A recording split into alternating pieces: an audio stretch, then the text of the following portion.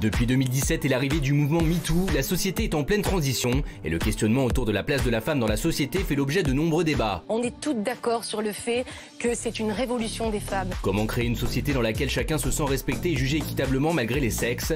Une question difficile à laquelle certains répondent en changeant les symboles et les représentations.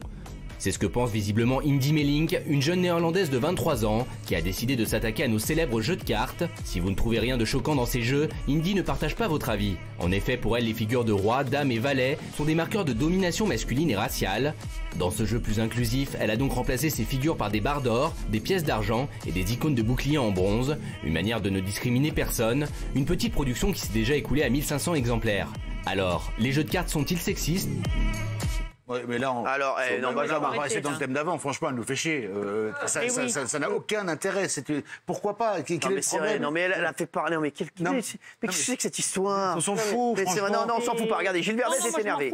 Ça fait du bien qu'il revienne. C'est éminemment sexiste. Et c'est révoltant. Et regardez, ce n'est pas que sexiste. Qu'est-ce que c'est que cette domination d'un roi sur une dame? Vous vous rendez compte du symbole? Les enfants, toute leur vie jouent. Gérald, il a dit c'est la vérité. Bah oui, moi, par exemple, si je fais un bras de fer avec n'importe quel homme, il va me battre. Voilà. Donc c'est fou. Peut-être pas n'importe lequel. Non, mais ce que je veux dire, c'est que je le vis pas comme une sorte de mépris, d'insulte à mon intégrité de femme. Mais quelle horreur. Et d'autre part, c'est raciste. Je vous ai amené un jeu de cartes. Regardez, ils sont tous blancs dans les jeux de cartes, tous blancs. Il n'y a pas de diversité dans les jeux de cartes. Ça veut dire quoi? Que les hommes sont supérieurs aux femmes et qu'il n'y a que des blancs sur Terre. Cette jeune femme, elle a raison. Je vois la réaction des téléspectateurs. Ils disent, mais là, c'est n'importe quoi. On va donner s'il vous plaît, on va donner la parole à quelqu'un qui nous vient directement du raid. Il est en mission commando ici. C'est insupportable. Faut arrêter de voir du sexisme partout. En plus, elle choisit très mal son exemple parce qu'il y a des jeux de cartes où toutes les cartes ont la même valeur et puis aux échecs, pardon, c'est la dame le pion le plus fort. Donc, il y a des pions blancs, il y a des pions blancs, il y a des pions noirs et donc ça n'a rien à voir. Et comme dit Géraldine, c'est la cancel culture. Un champion d'échecs, je peux vous le dire et je le confirme. Bah non, mais c'est insupportable. Faut arrêter de tout vouloir faire disparaître comme ça. Après, aux échecs, c'est le roi qu'il faut protéger. Oui, c'est ça. Mais la dame se déplace beaucoup mieux. La dame se déplace beaucoup mieux, etc. Oui. C'est pénible. Franchement, c'est lourd. On peut très bien avoir une prise de position féministe sans créer à chaque fois des tendances loufoques, insupportables. Pourquoi toujours trouver des symboles d'opposition? C'est lourd. C'est pas comme ça en enlevant des valets et des rois qu'on va lutter contre l'inégalité des sexes. Et vous savez ce qu'ils ont fait aussi?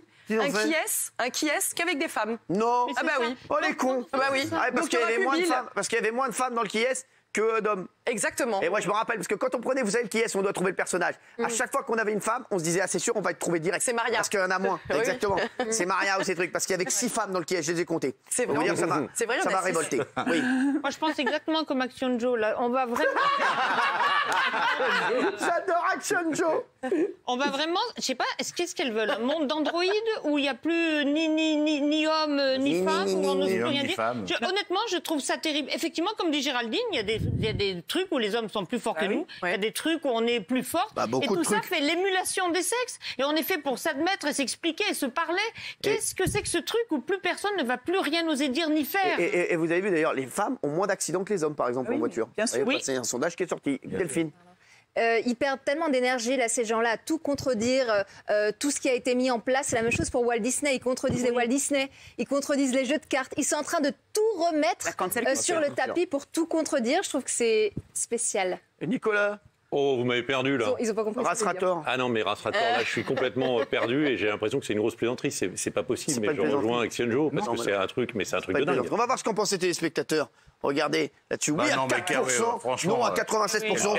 On arrête le débat. Vraiment, Gilles Verdez, c'est bien que vous soyez revenu. Mais là, franchement, c'est bon. C'est minoritaire. C'est bon, vous êtes extrêmement minoritaire. 4%, c'est un beau score pour moi. Oui, mais non.